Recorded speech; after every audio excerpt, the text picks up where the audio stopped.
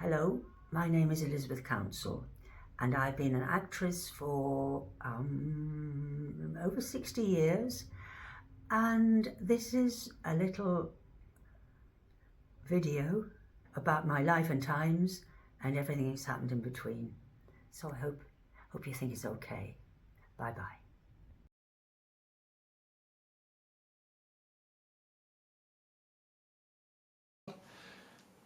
So thank you for inviting me into your home, Elizabeth. We're going to start with what we call the what happened to Elizabeth Counsell, even though you're still very much working. So let's start with question number 1. What is your full name given at birth? Elizabeth Antoinette Counsell. When is your birthday and the year of your birth? 7th of June 1942, and with my twin sister at the time. As a child, where were you born and raised? Windsor.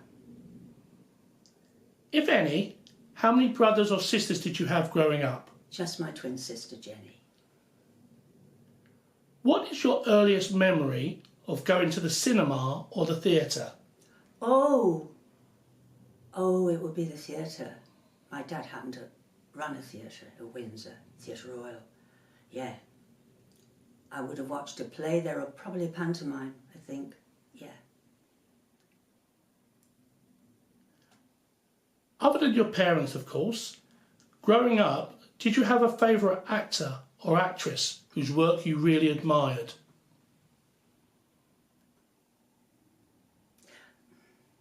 No, not really. I mean, I have to say I loved all the company that my dad had, the repertory company in my dad's theatre. Was there an actual event or trigger that first prompted you to seriously consider acting as a profession? And how old were you at the time? 4. Jenny and I were in the pantomime for one performance at a dress rehearsal, and we sang a song with buttons in the kitchen scene, the pantomime Cinderella. Did you ever attend a stage school or audition, study or formally train to be an actor anywhere? No. Even before you began your acting career, or maybe when you were between roles at any point in your career, what other non-acting jobs have you done? I once sold bread in a shop in the King's Road, Chelsea, for a week, and couldn't work out the change. It was in pounds, shillings and pence. I was a terrible failure.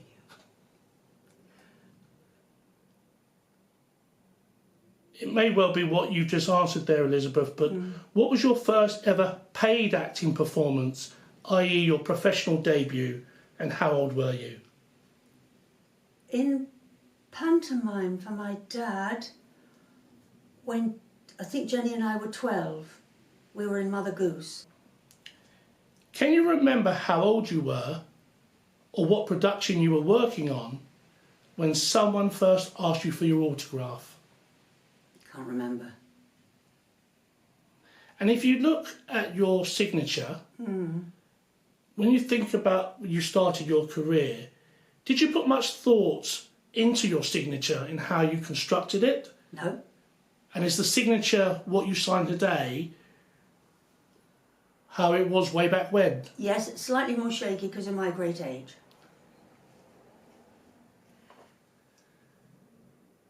At any point in your life of your career, have you ever been starstruck when meeting someone famous? And have you ever asked anyone for their autograph? I've been starstruck, badly starstruck, Judi Dench. I'll tell you about that later. And also I did ask Cliff Richard for his autograph when I saw him, and he gave it to me. Throughout your career, were you ever one for collecting any memorabilia? And what, if anything, do you still have in your possession today? I've got very few. I used to just dance on when I'd finish something and forget. I've got so few photographs, really, and things. No, not really. I think I may know the answer to this question, but I'll ask it anyway. To perform, what would you choose? Theatre, television, cinema or radio?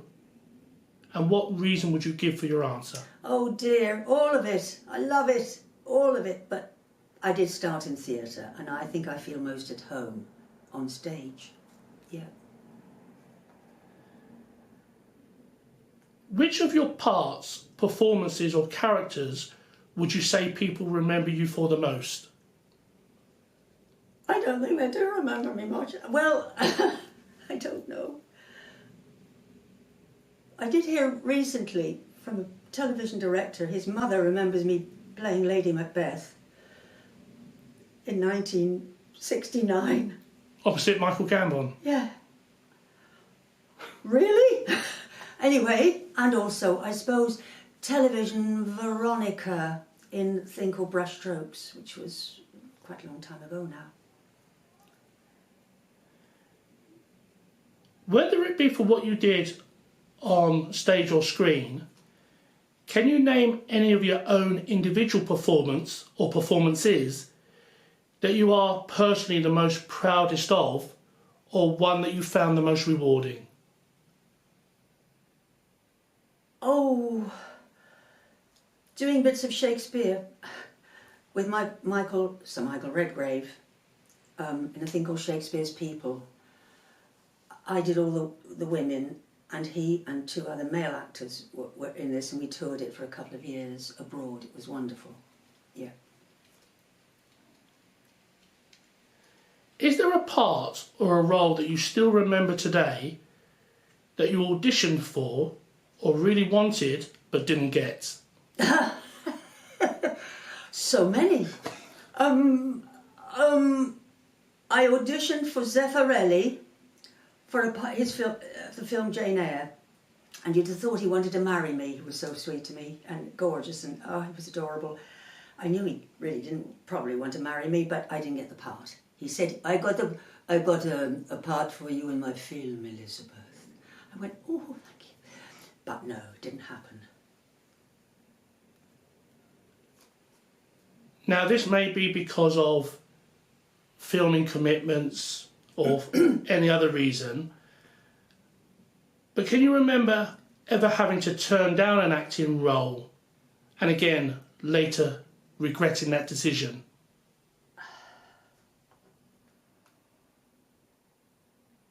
No, been forced to turn down something. I wanted to play Mrs. Malaprop in The Rivals, and I was asked to do it just not that long ago. I was asked to do it, and I couldn't because I was starting something else on that very day that Mrs. Malaprop was supposed to start rehearsals, so deeply regret that.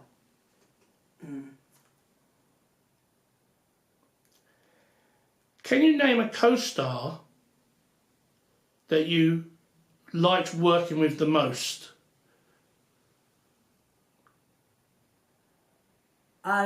Well, two really, Michael Redgrave and Michael Gambon, because they were consummate actors, glorious people, really. Maybe a little bit more controversial, but were there any co-stars that you had a tough time working with, namely that you didn't like? There was a guy early on stage, I would have been 18 or 19, and I had to kiss him and he had bad breath. I kind of tried to hold my breath. Oh, no. I'm not going to name him because actually I've forgotten his name. Isn't that good? See? That's got you out of jail there. It has, love. Rather than asking you who your favourite director was or is, I'll ask it in a slightly different way. Outline what a director needs to do to get the best performance out of Elizabeth Counsell, and can you name any directors that did just that? There was an actor and director called Tony Wiles, who directed The Bow Stratagem by William Farquhar, which is a restoration, or pre-restoration, anyway, for an American tour, which my dad took a company out to America in 1968. And he just got me and knew exactly what to say and when to say it. It's a strange thing. Fine-tuned, and that's one, you feel very secure, and you know you're not making an idiot of yourself, basically. You know, yeah, him. And Alan Strachan, Scottish actor, Scottish director, yeah, for Shakespeare. And is there a directing style, or maybe a personality trait of a director that does not resonate with you at all? Yeah, well, a guy I worked for who was a bully and badgered one of the actresses, who was a wonderful middle-aged to ageing actress, and it was awful. I had to go up and have a word with him about how horrible he was being to her, which was disgraceful. Yeah, any bullies. I've been pretty lucky. There's only really been one or two, but he was a little bit of a left field one for you, Elizabeth. You're hosting an intimate dinner party and you're able to invite 3 other guests to have dinner with you. In the profession, outside of the profession, which 3 names would you choose and why? Dead or alive? Dead or alive? Mr. William Shakespeare. Michael Gambon. Judi Dench. Fantastic. A lovely theatrical evening that will be. Yeah. If you could relive one moment from your career once again, what would you choose?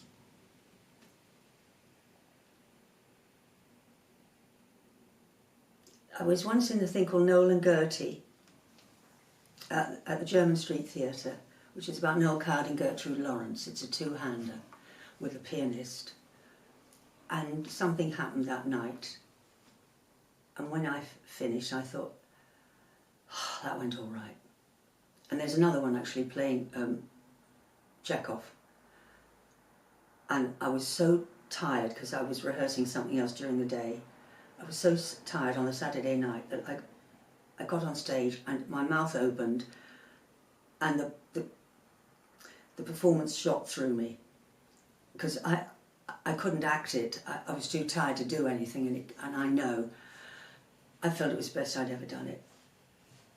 And it's rare that happens when you think, oh, so that's 2. Great. Looking back over your career, do you have any regrets? If you had your time again, would you have done anything differently or made any different choices at any stage? There are 3. One, I turned down the part of Olivia in Twelfth Night for a very good director.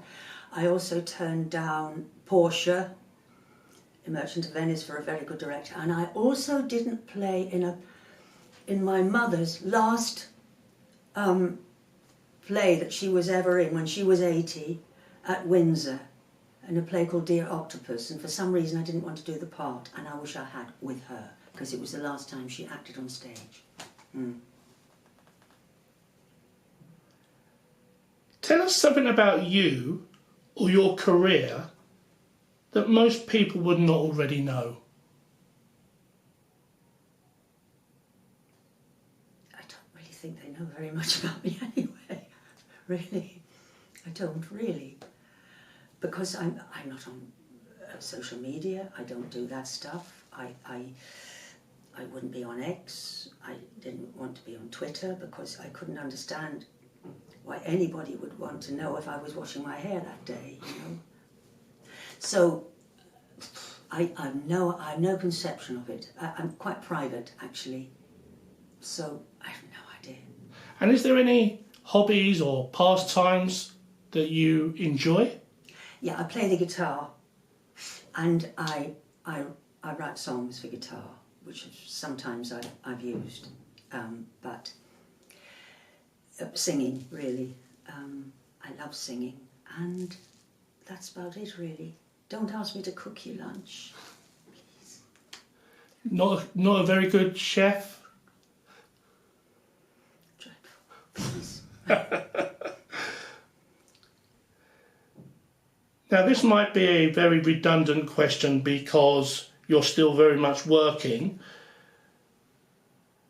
but finish the sentence. What happened to the actress Elizabeth Counsell? She kept flogging on at the age of 82 and it was joyous because I'll go as long as I can remember vaguely what I meant to say. It's gorgeous, very lucky, very blessed, you know. I can still kind of remember my lines, which is always an advantage.